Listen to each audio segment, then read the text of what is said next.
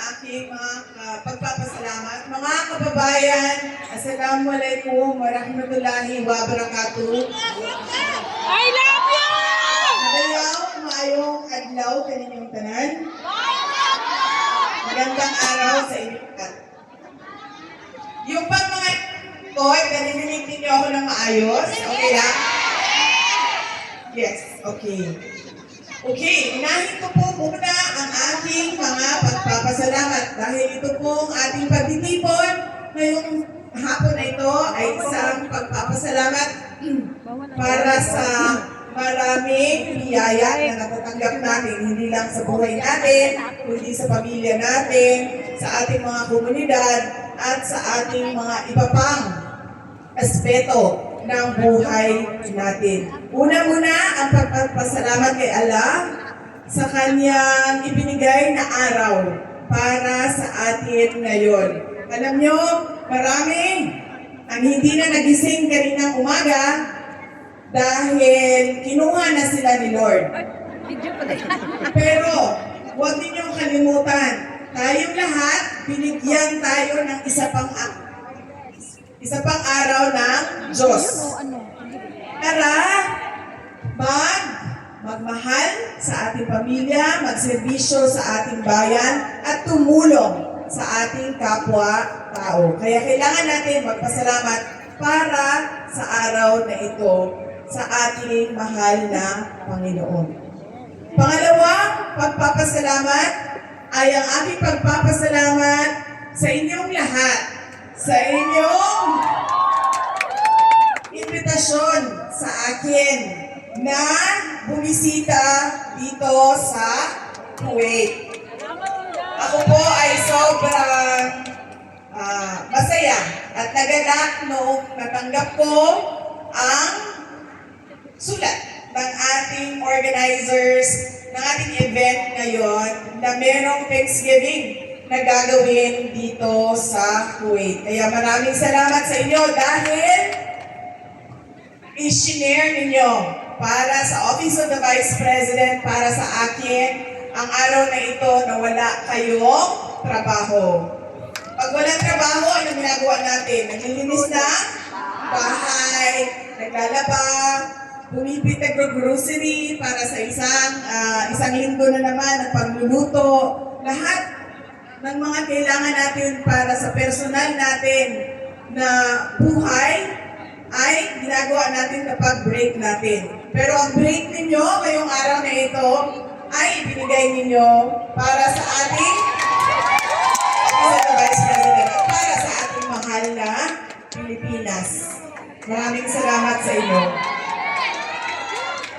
Ang susunod po na pagpapasalamat ko ay sa ating mga local organizers dito sa Kuwait. Ang ating hakbang ng Maisog Kuwait.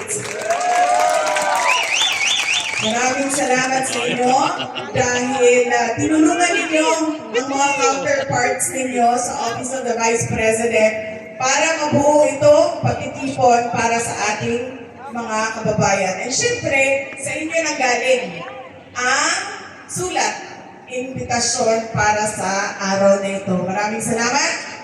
Ang sabi ko nga sa aming kasamahan sa Office of the Vice President na huwag lang ilimita sa mga members ng hakbang ng Maisog ang ating invitation. Dahil napakaraming mga ibang kababayan natin na hindi naman membro ng kung anumang organisasyon, pero sila pa rin ay sumusuporta sa Office of the Vice President, sumusuporta sa bayan natin.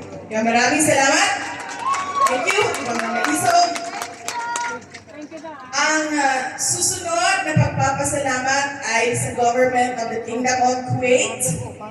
Nagpapasalamat tayo sa kanilang pagtanggap sa atin dito sa kanilang bansa at sa pag-coordinate at pagsuporta nila sa mga kailangan na dokumento ng ating local organizers. Maraming salamat sa Kuwait.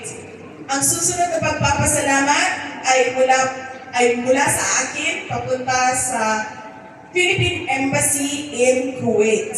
Dahil sila rin ay kapartner o tumulong din sa ating mga local organizers para mabuo ang ating programa ngayong hapon na ito. Ang susunod na pagpapasalamat ay mula po sa akin. Ang pagpapasalamat ko sa inyong tulong, sa inyong suporta, sa inyong kampanya, sa inyong boto noong nakaraang 2022 na halalan. Maraming salamat sa inyong mga kababayan. Alam niyo po, una kong na isip na baka mananalo ako sa eleksyon noong 2022 nung nakita namin yung overseas absentee voting. Nakita namin doon yung trend ng mga boto at nasabi ko sa sarili ko, kung itong trend na ito, yun din ang trend ng boto doon sa ating mga kababayan sa araw ng halalan. Paniwala ko, mananalo ako. At maraming salamat sa inyo. Dahil kayo yon, pumila, pumunta sa embassy at naglaan ng oras para bumoto noong halalan. Ang susunod na pagpapasalamat ay mula po sa akin pa rin. Ang pagpapasalamat ko sa inyong patuloy na suporta sa Office of the Vice President at sa akin. Maraming salamat sa inyo dahil nandyan pa rin kayo kahit na mahirap ang sitwasyon ng opisina ng Office of the Vice President ngayon. Pero nandyan pa rin kayo, mga kababayan namin, at nagmamahal pa rin. Lalo-lalo na sa mga kasamahan ko sa opisina ng Office of the Vice President. Maraming salamat sa inyo, mga kababayan.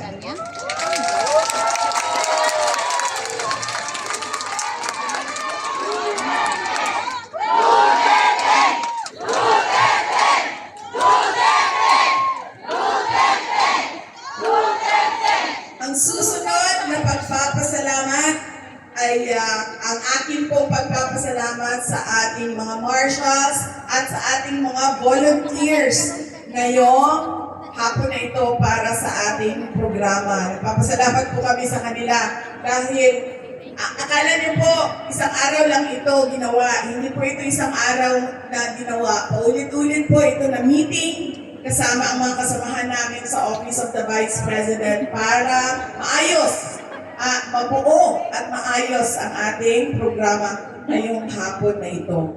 Ang programa natin magsisimula sa pagpapasalamat dahil isa itong Thanksgiving.